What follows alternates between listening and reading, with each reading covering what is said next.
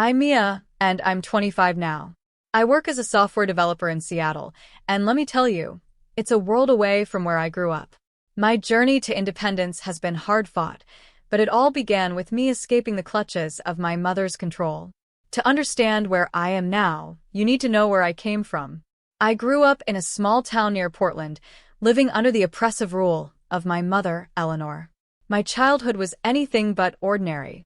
From the day I could remember, my mother controlled every aspect of my life.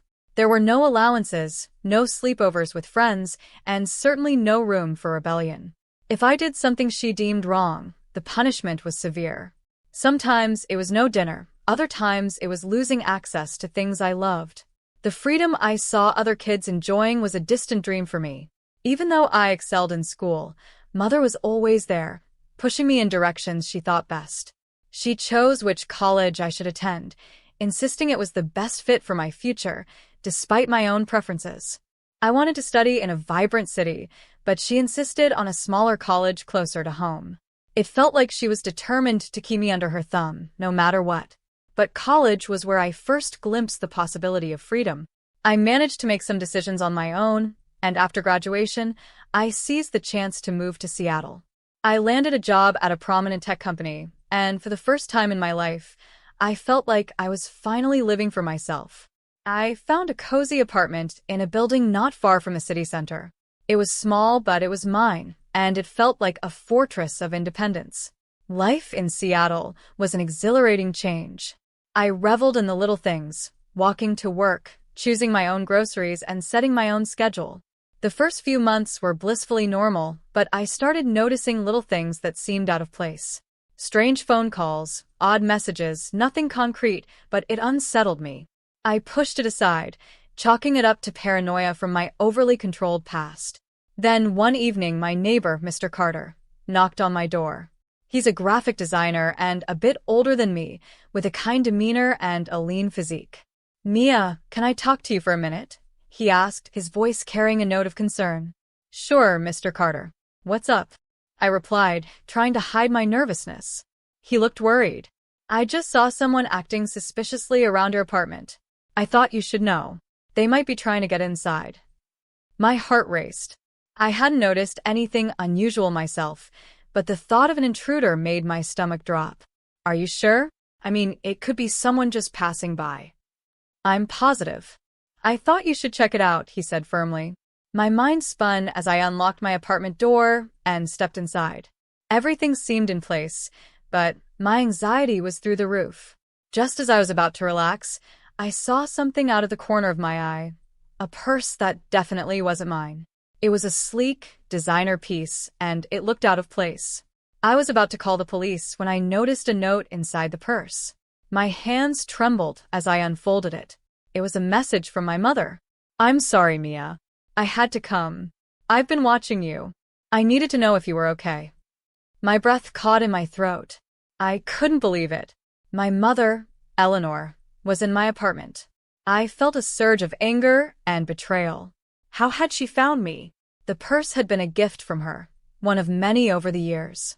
I hadn't thought much of it, but now I realized it had a hidden tracking device. She'd been monitoring my every move. I turned to Mr. Carter, who had followed me into the apartment. "My mother, she's been tracking me. She must have put a device in this purse. I can't believe she'd invade my privacy like this." Mr. Carter's face was filled with sympathy. "I'm so sorry, Mia. That's a huge invasion of privacy. You don't deserve that." "I need to confront her," I said, my voice shaking. "She has no right to do this." I knew I had to act fast. The next steps were crucial. This was more than just a breach of trust. It was the moment I had to decide if I would let my mother's control continue, or if I would take a stand for my own life. As I made plans to confront her, a mixture of fear and determination filled me. I knew that facing her would be painful, but it was a necessary step in breaking free from her shadow. The freedom I had so eagerly embraced in Seattle now seemed to be at risk, and I needed to take control of my life once and for all. The discovery of my mother's hidden tracking device left me reeling. I couldn't believe Eleanor had crossed such a line. My life in Seattle was supposed to be my escape, my chance to breathe freely away from her overbearing control. But her presence was a chilling reminder that I was still tied to her. The next day, I took a deep breath and made my way to the address listed for her. She was staying in a small, rundown apartment not far from where I had grown up. It wasn't luxurious, but it was enough for her. As I walked up to her door, my heart pounded.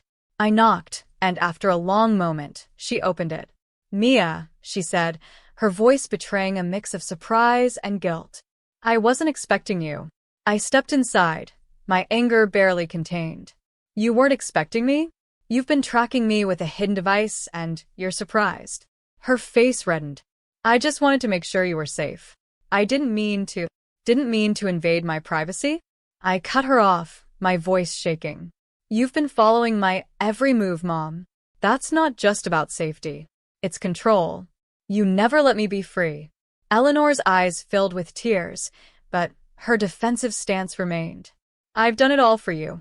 I was only trying to keep you close, to help you." "Help me?" I nearly shouted. "By suffocating me? By deciding everything for me? I'm 25, Mom. I'm an adult. I need to live my own life." Her tears spilled over. "I'm sorry, Mia. I didn't know how to let go. I've made mistakes, but I didn't know how to fix them." I stared at her, feeling a mix of pity and frustration. "You're not just apologizing for tracking me. You need to understand how deep your control has gone." It was then that she revealed something I hadn't expected. "I've been struggling financially. I wanted to ask you for help, but I didn't know how." The confession hit me like a punch to the gut. "You were going to ask me for money? After spying on me?" Eleanor nodded, her voice barely above a whisper. "I've been in debt, spending more than I should have. I thought maybe if I kept an eye on you, I could find a way to fix things." I felt a cold rage building inside me. "You've been spying on me to figure out how to get money from me? That's despicable. You've manipulated and controlled me for years, and now you want to use your intrusion to solve your problems." She tried to reach out to me, her hands trembling. "Mia, please. I didn't mean for things to get this way. I'm sorry." Her words felt hollow. "I can't do this anymore, Mom. I can't keep letting you control my life, even from a distance." Leaving her apartment, I was overwhelmed with a mixture of sadness and determination. I realized that the only way to reclaim my life was to sever all ties with her. It wasn't just about the tracking device or the money. It was about breaking free from years of emotional manipulation. Back at my apartment, I immediately started making changes. I got a new phone and set up additional security measures to prevent any more breaches of my privacy. I began looking for a new place to live, one that would be as far from her as possible. I also contacted a lawyer to begin the legal process of separating my family register from her. Each step was filled with a mix of relief and heartache. I had been so desperate for freedom, but now that it was within my grasp, the cost was more than I had anticipated. It wasn't just about moving on from my mother's control, it was about rebuilding my sense of self and autonomy. As I started packing up my things and preparing for the move, Mr. Carter was a surprising source of support. He offered to help with the logistics and provided a listening ear during the tough days. We spent more time together, and his kindness became a small comfort amidst the chaos. But the battle wasn't over. The more I learned about the extent of my mother's manipulation, the more I realized how deep her influence had run. Her actions had not only impacted my personal life, but also the way I viewed relationships and trust. The confrontation with Eleanor was only the beginning. I was about to embark on a journey of self-discovery and healing, and while it was daunting, it was also necessary. The struggle for my independence had only just begun, and I knew that the road ahead would be challenging. The days following my confrontation with Eleanor were a blur of activity and emotions. I moved into a new apartment, far from the small town near Portland where I had grown up. My new place was a fresh start, a place where I could finally feel like I had control over my own life. But even as I settled into my new surroundings, the weight of everything that had happened still lingered. The new apartment was modern, with big windows that let in lots of light. It was different from the cramped spaces I had lived in before, and I felt a strange mix of excitement and apprehension. The unpacking process was therapeutic, giving me a chance to reflect on how far I had come. But as I went through my belongings, I was reminded of the way Eleanor had intruded into every corner of my life. The legal separation from my mother was a significant step. It was both freeing and painful, knowing that this was the final cut in our complicated relationship. The lawyer assured me that it was a standard procedure, but it felt like a definitive end to a chapter one had struggled to close for years. During this time, Mr. Carter was a constant presence. He had been incredibly supportive, helping me with a move and offering a shoulder to lean on. We'd spend evenings talking about everything and nothing, his calm demeanor providing a welcome contrast to the chaos I had been through. Our conversations were a reminder that not everyone in my life was trying to control me. One evening, as we sat in my new apartment, Mr. Carter broached a topic I had been avoiding. "You've been through a lot lately," he said gently. "How are you holding up?" I looked around the room, my gaze landing on the empty spaces where my old life used to be. It's been a whirlwind. I feel like I'm finally starting to breathe again, but it's also hard to let go of everything that happened. He nodded, understanding in his eyes. "It's a lot to process. But you're doing really well. This new place, the changes, you're taking control of your life." I appreciated his words. It was a relief to talk to someone who wasn't trying to manipulate me or control my decisions. Mr. Carter's support was more than I had expected, and it helped me see that there could be a positive side to all this upheaval. As weeks passed, I began to establish a routine in my new apartment. I started working on personal projects I had neglected for years, things that made me happy and allowed me to express myself.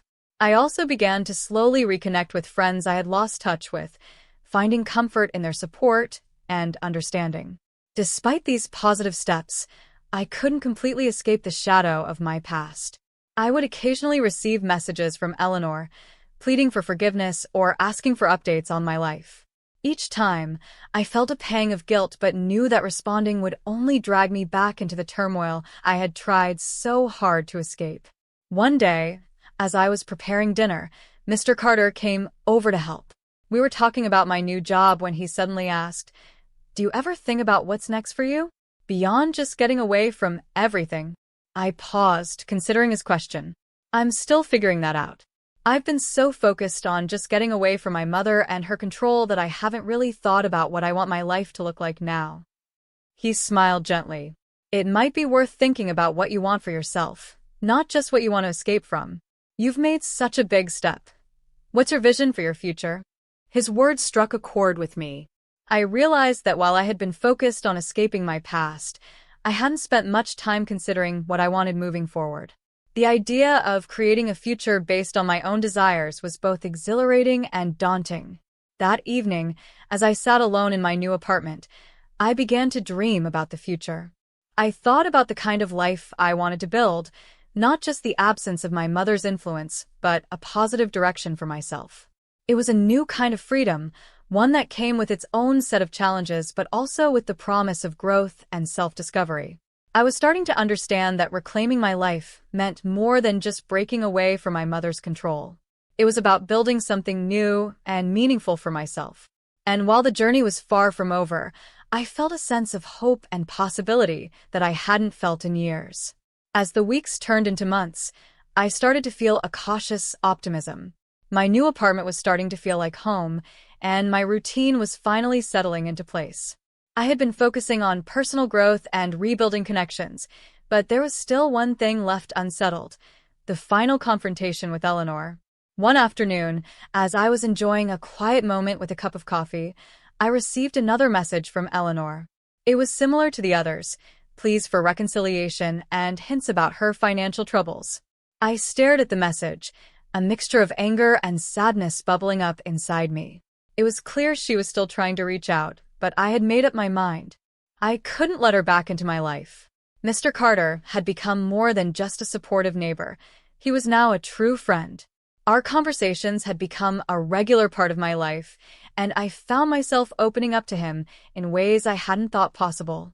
One evening, while we were cooking dinner together in my apartment, I decided it was time to share my final thoughts about my mother. "I got another message from Eleanor today," I said, trying to keep my voice steady. She's still reaching out, asking for money, and saying she's sorry. I don't know what to do. Mr. Carter looked up from the stove, concern etched on his face. You've already done so much to protect yourself. Maybe it's time to consider what's best for your own well-being. I nodded, feeling a mix of relief and apprehension. I've been thinking about that. I know I need to let go completely, but it's hard to ignore that part of me still feels responsible. He gently placed a hand on my shoulder. It's natural to feel that way, but remember, you've done everything you could. Sometimes, letting go is the hardest but most necessary step. The next day, I made a decision. I drafted a final letter to Eleanor, laying out my boundaries clearly. I stated that I would no longer respond to her messages and that any attempts to contact me would be ignored. It was a firm but respectful goodbye, and I hoped it would provide the closure I needed. As I sealed the envelope, I felt a strange mix of sadness and relief. It was a formal end to a turbulent chapter of my life, but it was also a declaration of my intent to move forward without the weight of the past dragging me down. A few days later, I had another heart-to-heart with Mr. Carter. We were sitting in the park, enjoying the crisp autumn air. He was quietly observing the changing leaves when he turned to me with a thoughtful expression. You've been through so much, Mia.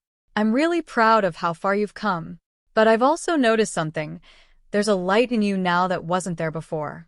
You seem more at peace. I looked at him, feeling a warmth I hadn't felt in a long time. Thank you. It's been a journey, but I think I'm starting to find my way. I'm learning to focus on what I want, not just what I've escaped from. Mr. Carter smiled, his eyes reflecting genuine warmth. It's great to see you like this. And I'm here for you, whatever you need. The conversation lingered with me long after we said our goodbyes. I felt a renewed sense of hope and determination. For the first time in years, I was beginning to envision a future that was truly mine, one built on my own dreams and aspirations. As the year drew to a close, I took time to reflect on the changes I had made.